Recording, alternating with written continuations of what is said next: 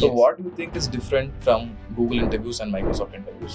A lot of people fail at this round. And you have once failed in a Microsoft interview, and again you cracked Microsoft, and then you went to crack Google. So what was the change in preparation strategy which you used from earlier to now? Just to clarify, I failed Microsoft once and failed Google also. In product-based companies for data roles, do they ask TSA questions? Is CS background necessary to crack a product-based company like Google or Microsoft? So what is your opinion on that? What I really feel that is needed is What is the perks and benefits of was being at Microsoft and now being at Google? What is the unfiltered story behind all your journey? I had an opportunity to intern with Microsoft. And also being from a computer science background, why did you choose to become a software engineer? The world is singing about data science. I started questioning myself that, okay, am I really a big tech material? Hello everyone. Today we have Omkar Sawant with us. He works as a data analytics specialist at Google, and also he has 5 years of experience at Microsoft earlier. So let's hear more from Omkar's journey, how we got into this domain.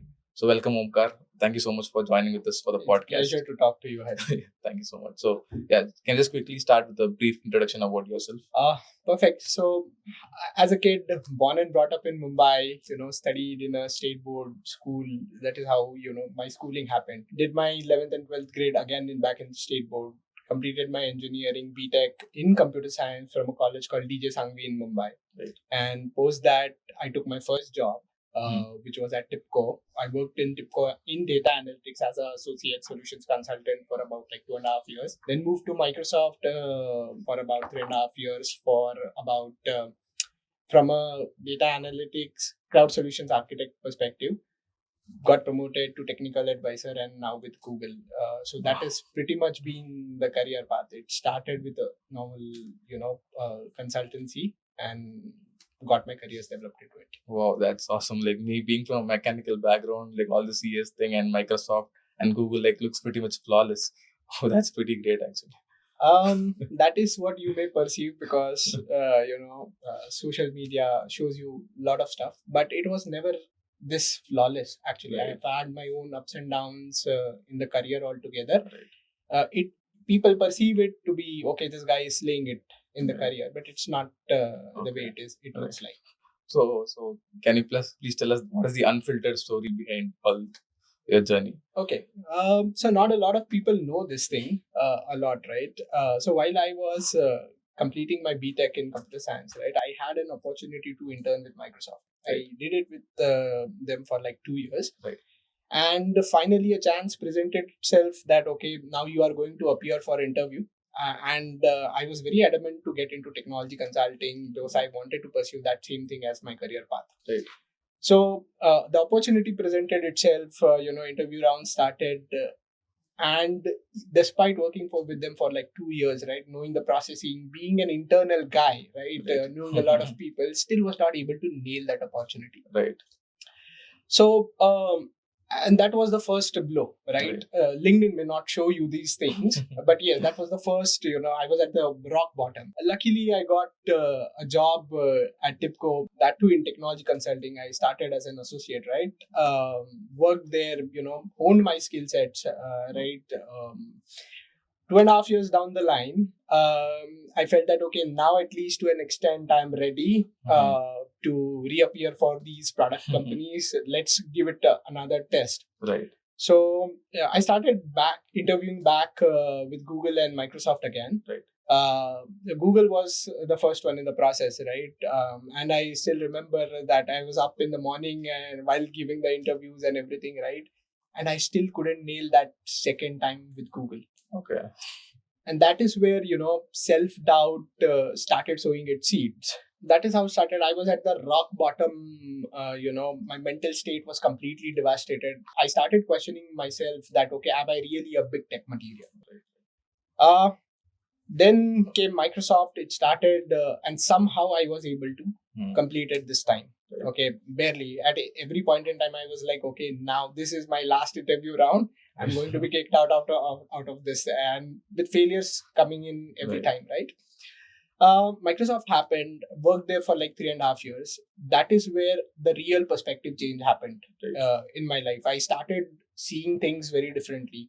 Rather than just seeing things, I started seeing through them. Right. The way you perceive problems, the way your entire mindset changes because of the people and everything. And then 3.5 years down the line, Google happened once again. And now this time, when I gave that same interview, I've never changed my career, from data analytics for the past 7 odd years right now. But the final rounds of interview with Google, right, felt like a piece of a cakewalk at this point in time. Right. Got it. Yeah. So there are also bumps in your journey. It just looks flawless from the outside. Yeah. Yeah. So that is what social media typically does, right?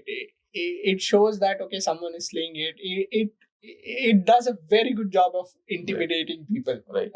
Okay, this guy, he's computer science grad, product-based companies, and that. But really, behind the scenes, everyone has their own set of stories. Got it.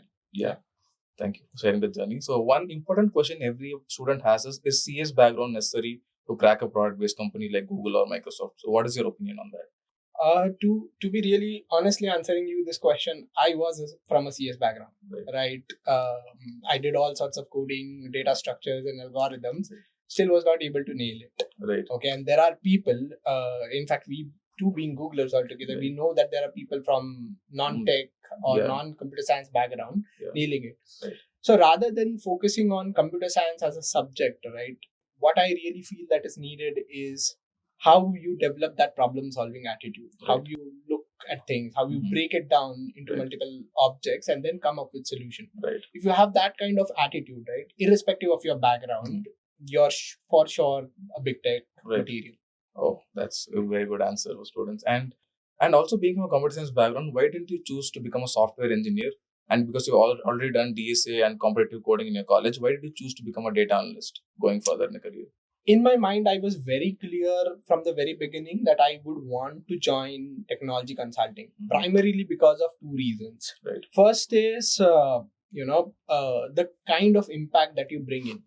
Now, data analytics, or numbers in general, they have the ability to govern someone's decisions. Right. Whether it's an individual person like you and me, or an organization like Google, Microsoft, or any other person, right? Now, you being into data analytics, you actually are on the driving seat for someone to help them take this decision. Right. So the impact that you have, right, is not just limited towards creating a product or creating a module of a product, but is going to change the entire future of that particular organization or for you yourself. Right. Got it. And hence data analytics. And second and the most important part, right, which everyone says, right, software engineering or software development engineers are paid very highly. Yeah. If you see the recent stats, right, data folks are paid to an extent which is par with these software engineers, or in some scenarios higher than these organizations. Got it. When I started my career 7 years back, data science was merely a new thing. People knew that there is something called as data science, but right now the world is singing about data science, right? So it's just having something in your arsenal that sets you apart from the crowd, apart from the impact that you drive, is what made me choose data analytics as a career over software engineering. Wow, that was a very holistic answer in that perspective. And also, like, when you want to start a career in data analytics, like, what would be your roadmap, or what would be the resources you'd suggest to start? What tech stack should people pick up to become a data analyst? Perfect. So if I just consider data, right, there are 4 career paths that you can go through. Okay. Right. So I typically divided it as, people who work with raw data, getting into a right format. Now, your designation can be a data engineer or data analyst in this scenario. Then there is a second set of people who actually work on top of this historical data to identify what are the existing trends. That is what a BI analyst does. That is what a typical data analytics guy does in general. Right? They use the historical data to come up with patterns. Okay, and then you drive the decision making. Then there is a third set of users, apart from the historical data and identifying patterns, These people also have the abilities to predict the future. Right. Using some kind of a machine learning or AI. So we typically call them as a data science folks or Right. AI engineers or ML engineers. You can Right. have 10 different, designations altogether. Right. And then finally, there is one more, which is like a forgotten child, is the data governance folks. Okay. Right?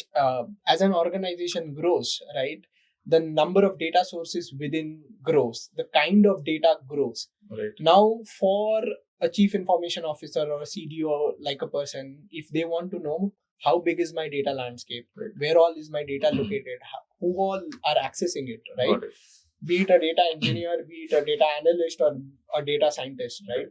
Is someone having access to, what something they should not have to, For this, you require data governance altogether. Now, each of these parameters, right, whenever you choose any of the 4 career paths, you have different set of skill sets that are required. Right. For example, if you start your career as a data engineer, the base thing that you are expected to do is to get the data right, which means you will develop the pipelines, data pipelines using Python or any ETL or ELT kind of a tool. For an analyst who are good in telling stories, or identifying patterns in the data, they generally need to be good with statistical analysis of data or some kind of a BI tool like Looker in that scenario, which we, use to visualize the data and then tell stories. The career path for a data science person varies depending on the area that you venture. Right. For example, you can develop a full-fledged career in neural networks or, some very specific machine learning algorithm altogether. Eventually, it's all about having a crystal ball and then, you predict the future, right? With the historical data, or sometimes it is just, you may not have historical data, but at the same time, you create patterns. Right. Okay, it's like a reinforcement learning kind of a thing, which is a very peculiar branch in data science. And with data governance, folks, the typical skill set starts with audit trails, having knowledge about audit trails, auto tagging of data, and everything. Right. So usually, when I started, my career, I started it as a data engineer, right, as an associate. So I was expected to get the data right. That laid my foundation blocks and everything. Right. And slowly and gradually you choose, like, now where do you want to venture? Whether you would want to become a full-time BI analyst or whether you want to get into data science or governance, or holistically, we all put together all these 4 categories into one umbrella called data analytics. Okay. It's not data analyst or analysis, it's data analytics. Right. Got it. So that was like a very detailed explanation. Thanks for that. And one more question which every student has is, in product-based companies for data roles, do they ask TSA questions? So just take us back to your interview rounds in Microsoft and later Google. Perfect. Explaining it. So let's start with Microsoft, right? In Microsoft, as far as I know, I had 5 interview rounds altogether. 3 of them were technical rounds.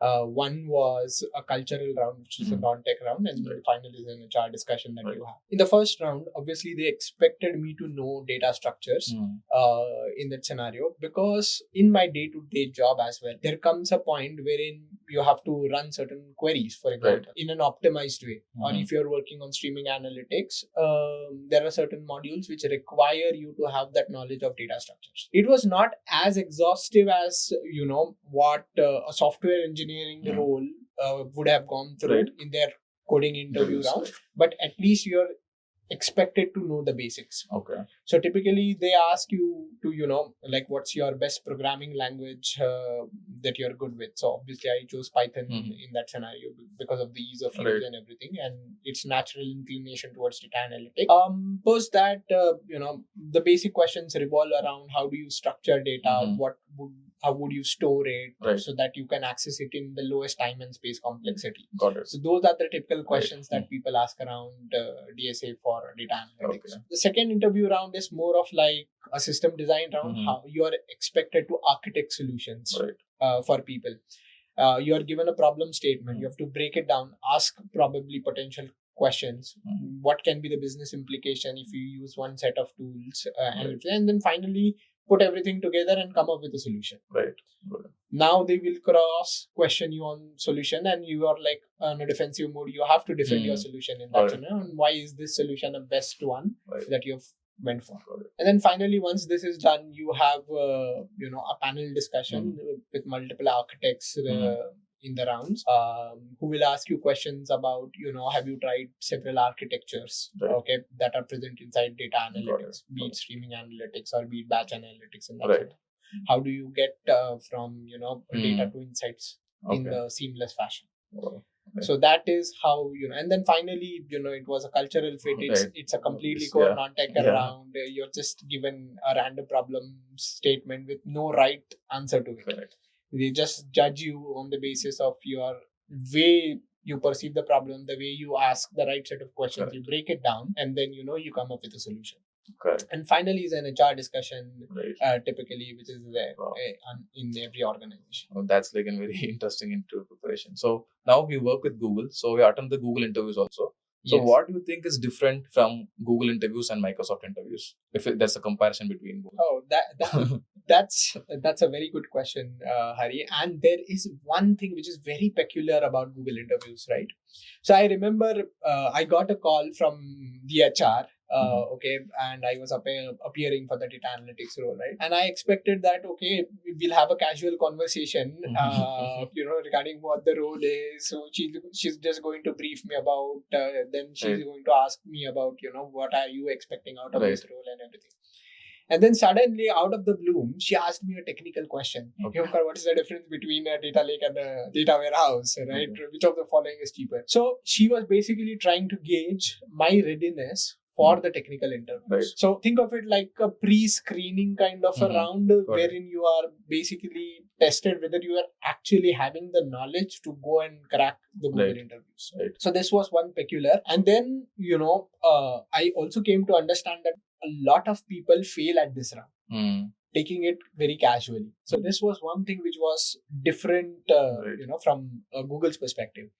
Then you have technical rounds, which are like similar to what happened in Microsoft.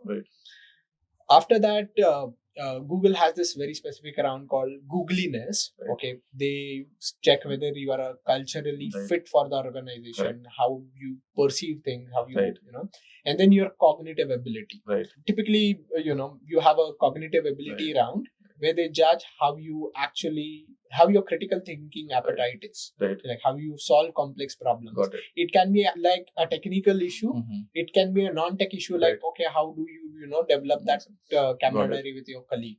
How do you do dispute resolution or something like that? And then finally, you have that same old school HR discussion, regarding the background. So that is how typically it was. But yes, this HR thing, was one thing which will be stuck with me for life.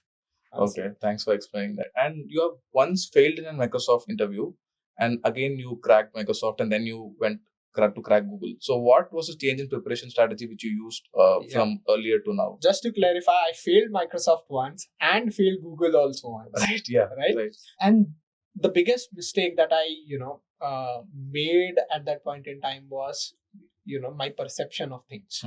Okay, at that point in time when I was a kid, I thought that having a laundry list of programming languages on your resume would be kind of cool thing to have. Right. Eventually, you mention several things, and then with these companies, with big tech companies like Microsoft, they have this habit to double click into each and every aspect of your resume. And that is when you understand that, okay, you have mentioned that, okay, you know it, but you don't know it to that extent that they are expecting you to know it. Okay, and that is the biggest thing. Second thing is developing that problem solving attitude. Right. So naturally, if you have a laundry list of programming languages in your resume, if given a critical thinking problem, your natural inclination is towards, okay, which programming language should I use to solve this? You ask yourself this question. Rather than, how can I break down this problem into smaller chunks? Come up with individual solutions, maybe using one programming language, maybe using some kind of a logic. So the logic part was missing, even if the programming languages were there. And then you finally stitch a solution.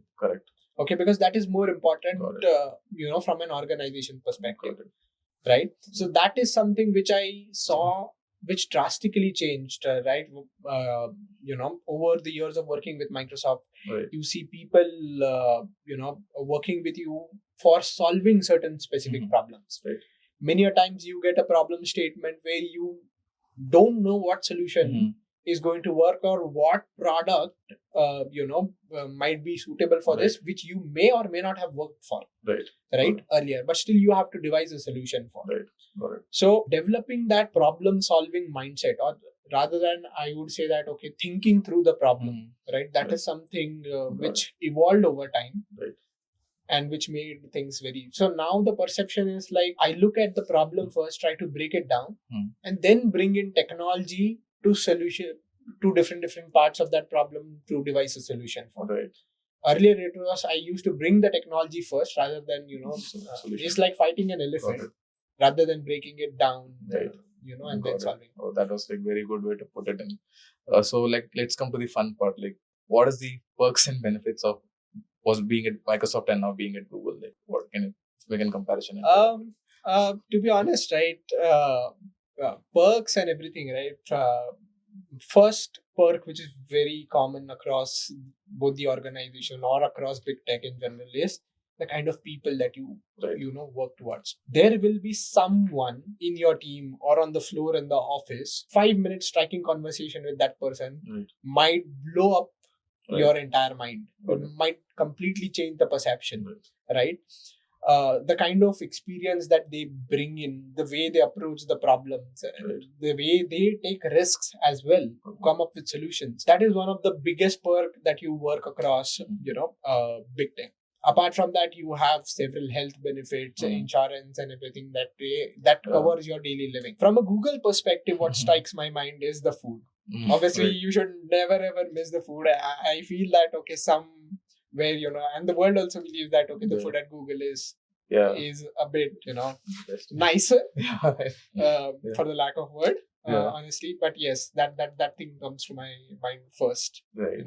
I think you forgot about the nap pods and oh yes. Yes, how can I forget those, right? A good way to achieve a work-life balance altogether. You have those nap pods and those fun gaming massage rooms at the same time. Right. That is perks. But yes, more or less, right, it is the same across the board. Got it. You will see some features or perks available at one place, some are not available at another place.